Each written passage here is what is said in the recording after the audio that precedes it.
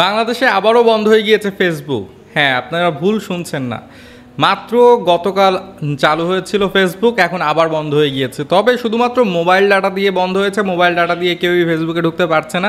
এই নিয়ে প্রত্যেকটা নিউজ পোর্টালরা নিউজ করছে, কিন্তু কেউ বলতে পারছে না যে আসলে কি কারণে এখন আবার নতুন করে বন্ধ করা হলো। সব মেটা কোম্পানিদের সাথে কথা বলে বা টিকটকের সাথে কথা বলে বিভিন্ন সামাজিক যোগাযোগ মাধ্যমের সাথে কথা বলার পর তো আবার চালু করা হলো, কিন্তু আবার কেন বন্ধ হয়ে গেল একদিনের ব্যবধানে? মাত্র ইন্টারনেট স্পিড একটু আসা শুরু হয়েছিল এবং মাত্র আমরা কন্টেন্ট ক্রিয়েটাররা কাজ করা শুরু করেছিলাম, সেই মুহূর্তে আবারও ফেসবুক বন্ধ।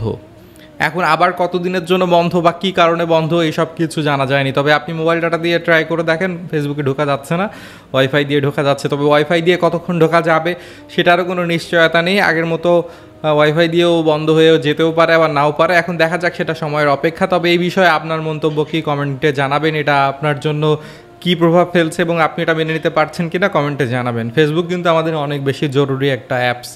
এখানে কিন্তু অনেকের কর্মসংস্থানও ডিপেন্ড করছে। মাত্র একদিনের ব্যবধানে আবার বন্ধ কেন? কেউ উত্তর জেনে থাকলে কমেন্টে জানাবেন। ধন্যবাদ।